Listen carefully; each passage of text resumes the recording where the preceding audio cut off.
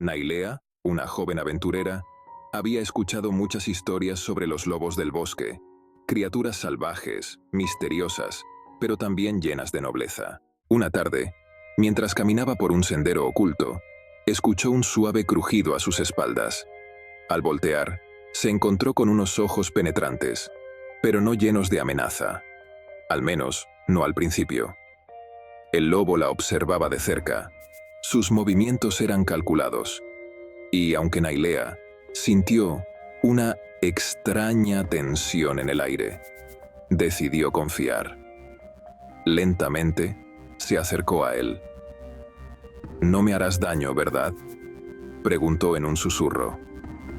El lobo movió su cabeza como si la entendiera. Había una conexión entre ambos, una que insinuaba algo más, algo que Nailea no podía describir.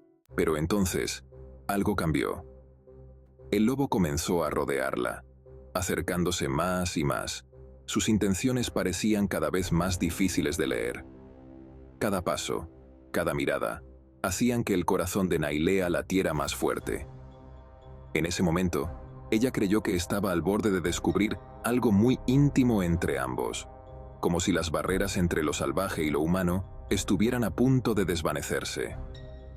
¿Qué quería realmente este lobo?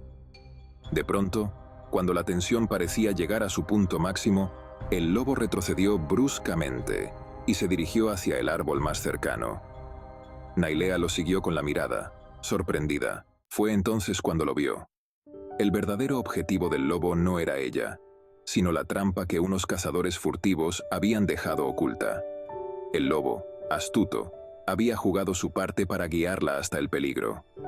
Con un movimiento rápido, Nailea desactivó la trampa. El lobo, habiendo logrado su cometido, la observó un momento más antes de desaparecer en el bosque. Ella quedó allí, sorprendida y agradecida. Las verdaderas intenciones del lobo no habían sido lo que imaginó, pero la habían llevado a un lugar inesperado.